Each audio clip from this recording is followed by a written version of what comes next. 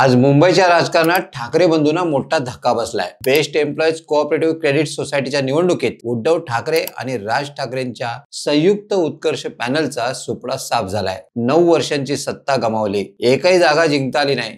शशांकराव यांच्या पॅनलने 14 जागा तर प्रसाद लाड यांच्या पॅनलने 7 जागा जिंकल्यात। हे फक्त निवडणुकीचे निकाल नाहीत, हे ठाकरेंना वास्तवाची जाणीव करून देणारे निकाल आहेत। मनसे आणि ठाकरे गट एकत्र आले तरी मुंबई महानगरपालिकेच्या निवडणुकीत फरक पडेल का? शशांकराव आणि प्रसाद लाड एकत्र येतील का? या पराभवाचा ठाकरे बंधूंवर काय परिणाम होईल आणि महायुतीला याचा कसा फायदा होईल? चला पाहूयात याचा खास रिपोर्ट। नमस्कार, मी राजेश सावंत आणि तुम्ही पाहताय प्रहार न्यूज लाईन। अतिशय प्रतिष्ठेची केलेल्या आणि मुंबई मनपा निवडणुकीची लिटमस टेस्ट असलेल्या बेस्ट निवडणुकीत ठाकरे बंधूंचा सुपडा साफ झालाय। मोठा गाजावाजा करत ठाकरे बंधूंनी बेस्ट पतपेढी निवडणूक उत्कर्ष पॅनल खाली लढवली, मात्र त्यांना भोपळाही फोडता आला नाही। The best employees cooperative credit society म्हणजेच ही बेस्ट कर्मचाऱ्यांची क्रेडिट युनियन, यावर गेल्या 9 वर्षांपासून ठाकरेंच्या शिवसेनेची सत्ता होती। मात्र यंदा उद्धव ठाकरे आणि राज ठाकरेंच्या उत्कर्ष पॅनलला एकही जागा जिंकता आली नाही। शशांकराव यांच्या बेस्ट वर्कर्स युनियन पॅनलने 14 उमेदवार निवडून आणले, तर भाजपाशी संबंधित प्रसाद लाड यांच्या श्रमिक पॅनलने 7 जागा जिंकल्या। मनसे आणि ठाकरे गटाने एकत्र येऊनही त्यांच्या पदरी शून्यच। 83% मतदान होऊ नये हा निकाल ठाकरे ब्रँडला मोठा धक्का देणार आहे। शशांकराव हे सध्या भाजपात आहेत, मात्र बेस्ट निवडणुकीत ते स्वतंत्र पॅनल घेऊन उतरले। हा विजय बेस्ट कर्मचाऱ्यांनी युनियनच्या कामाला दिलेली पोचपावती आहे। शिवसेनेच्या खाजगीकरण आणि कामगार विरोधी धोरणांमुळे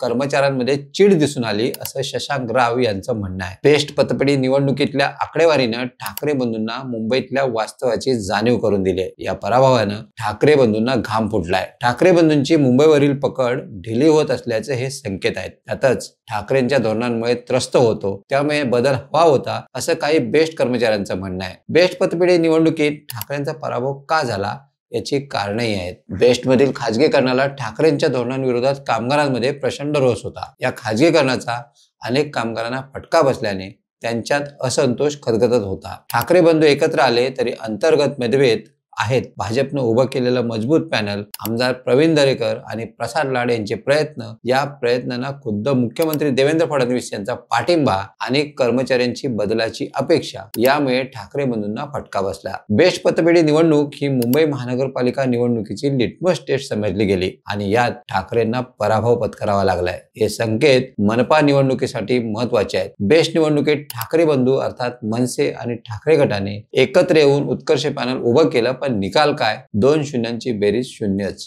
त्यामुळे मुंबईत ठाकरेंची जादू संपत तर चालली नाही ना, अशा चर्चा आता सुरू झाल्या आहेत। गेल्या वर्षी लोकसभेत MVA यश आलं, मात्र विधानसभेत MVA म्हणजे व्ही ऐवजी मी आलं, असं उद्धव ठाकरेंनीच कबूल केलं। बेस्ट पतपेढी ही छोटी निवडणूक असली तर ती मुंबईच्या कामगार वर्गाची नाडी आहे। त्यामुळे ठाकरेंचा पराभव याचा अर्थ त्यांची कामगार सेना कमकुवत झाली की काय, असा घेतला जाऊ लागलाय। आणि असं असेल तर मुंबई महानगरपालिका निवडणूक ही ठाकरेंना मोठं आव्हान ठरणार आहे। ठाकरे बंधू एकत्र येण्याच्या चर्चा आहेत, मात्र बेस्ट निवडणुकीतील पराभवामुळे मनसे ठाकरे युतीच्या चर्चेवर प्रश्नचिन्ह निर्माण झालंय। मनसे आणि ठाकरे गट एकत्र आले तरी बेस्ट मध्ये ते हरलेत, हे मनपा निवडणुकीसाठी बेस्ट संकेत नाहीत। मुंबई महानगरपालिका निवडणुकीत ठाकरेंची ताकद कामगार आणि मराठी मतांवर अवलंबून आहे, मात्र बेस्ट निवडणुकीत कामगारांचा हा कल भाजपकडे असल्याचं स्पष्ट झालंय। मुंबई महानगरपालिकेत 227 जागा आहेत। ठाकरेंना बहुमतासाठी 114 जागा हव्या आहेत, मात्र बेस्ट निवडणुकीतील 0 जागा मिळाल्यानं ठाकरे बंधूंचं टेन्शन वाढलंय। या निकालानं ठाकरे ब्रँड